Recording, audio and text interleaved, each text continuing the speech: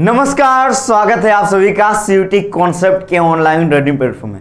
जैसा कि आप सभी को पता है, आज सुबह जो है सीएचएस क्लास 9th की एग्जाम हुई है। तो आज हम लोग इस वीडियो में जो पेपर आया था, उस पेपर में जो समान ज्ञान का पोर्शन था उसका कंप्लीट सॉल्यूशन देखेंगे। और सबसे बड़ी खास बात है कि जो पढ़ाया गया वही आपके एग्जाम में आया है। सवाल को आप लोग देखिएगा, सभी लोग देखिएगा कि किस प्रकार का सवाल पूछा गया है सीएचएस क्लास 9th में। इसके अलावा आप सभी को पता है सीएचएस की यहाँ तैयारी भी करवाई जा रही थी। हमारे यहाँ पेड कोर्स चल रहा था। सभी बच्चों से, अधिकांश बच्चों से बात हुआ है, सभी का एग्जाम भी बहुत बढ़िया गया है। बाकी रिजल्ट आने के बाद ही पता चलेगा, है कि नहीं। तो सबसे पहले चैनल को सब्सक्राइब कर लीजिए सभी लोग, घंटी को ऑल में जाके प्रेस कर लीजिए सभी लोग। और इस वीडियो में ये पार्ट 1 है, इस प्रकार आगे आते रहेगा, इसीलिए चैनल को सब्सक्राइब करके बेल आइकन को प्रेस कर लीजिएगा। सीएचएस के लिए हमारा स्पेशल चैनल है जिसका नाम है सीएचएस कॉन्सेप्ट। तो इस चैनल को भी आप सीएचएस वालों सब्सक्राइब कर लेना, ठीक है। अब हम लोग आगे बढ़ते हैं। जैसे ही आगे बढ़ेंगे तो सबसे पहले देखिए पहला सवाल क्या है। दिल्ली में कुतुब मीनार को किसके द्वारा बनवाया गया। अब देखिए मैं बार बार कह रहा हूं, कुतुब मीनार का जो नींव रखा गया था वो कुतुब ऐबक के द्वारा रखा गया था। पूरी तरीके से बनाया गया था इल्तुतमिश के द्वारा, जो कि ऑप्शन में भी नहीं है और यहां लिखा भी नहीं है कि पूरी तरीके से।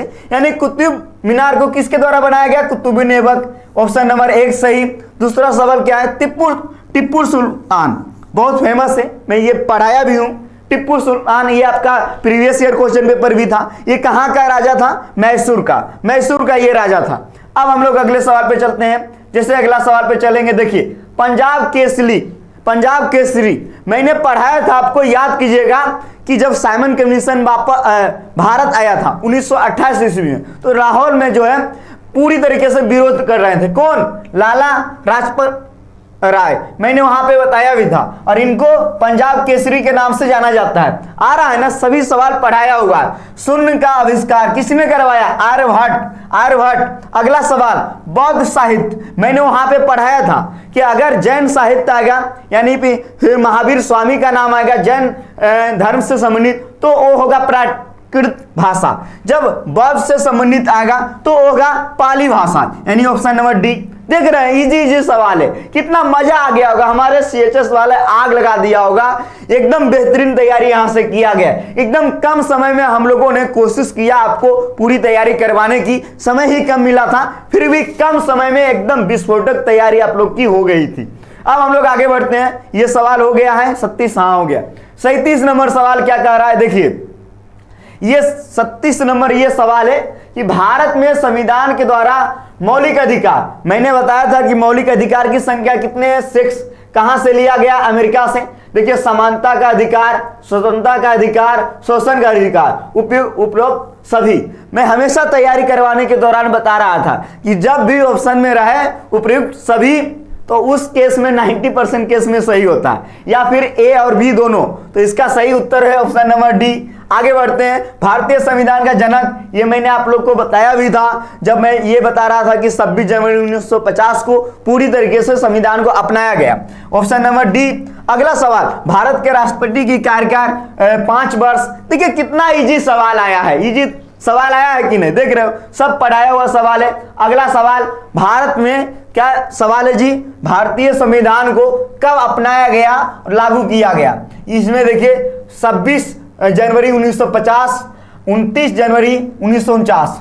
तो अब देखिए आंशिक रूप से 29 नवंबर को अपनाया गया था, सॉरी, लेकिन इसका सही उत्तर होगा, सटीक उत्तर होगा हमारे अनुसार 26 जनवरी 1950। ठीक है, अपनाया गया, पूरी तरीके से लागू किया गया है। विश्व के सबसे प्राचीन ग्रंथ मैंने पढ़ाया था इतिहास में, ऋग्वेद जो है सबसे प्राचीन वेद है, देख सकते हो, चारों वेद का नाम दिया हुआ है। अगला, राज्यसभा के सभापति, मैंने बताया था कि जैसे ही कोई व्यक्ति भारत के उपराष्ट्रपति बनते हैं, पदेन सभापति हो जाते हैं, किसका, राज्यसभा का। तो ऑप्शन नंबर सी इसका सही उत्तर होगा। अब हम लोग अगले सवाल पे चलते हैं। एकदम फटाफट आग लगा दिया होगा हमारे सीएचएस वाला सभी क्रांतिकारी। भारतीय ध्वज, देखिए यहाँ पे लिखा हुआ है सत्य, किसका, उजरा का प्रमाण है, केसरिया का जो है, इसमें लिखा हुआ हरा रंग का प्रतीक क्या है? जीवन समृद्धि, यानी ऑप्शन नंबर सी सही उत्तर होगा। ऑप्शन नंबर सी सही उत्तर होगा। मैंने बताया था, आप सभी याद कीजिएगा, तिरंगा में 24 तिल्लियां होता है, वहां पे मैंने इसके बारे में जिक्र किया था। भारत का जो गुलाबी शहर जयपुर को कहा जाता है, भारत का पेरिस भी। जयपुर राजस्थान की राजधानी है। राजधानी के क्रम में मैंने बताया था उस देश का नाम बताया जो पहली बार औद्योगिक क्रांति, ग्रेट ब्रिटेन, इंग्लैंड, पुनर्जागरण रहता तो इटली होता। इसका सही उत्तर है ऑप्शन नंबर डी। अगला सवाल देखिए, निम्नलिखित में से G20 ये बहुत ज्यादा फेमस है, जो कि 2023 में भारत में ही हो रहा है, 24 में ब्राजील में होगा। टोटल 20 देश शामिल है, जिसमें कि सऊदी अरब, अर्जेंटीना, ब्राजील है, ईरान नहीं है, यानी ऑप्शन नंबर 2 होगा। अगला देखिए, कौन नवीकरणीय ऊर्जा के स्रोत है? नवीकरणीय मतलब क्या होता है? जो कभी भी समाप्त नहीं हो सकता। सही उत्तर है सौर ऊर्जा, ऑप्शन नंबर डी।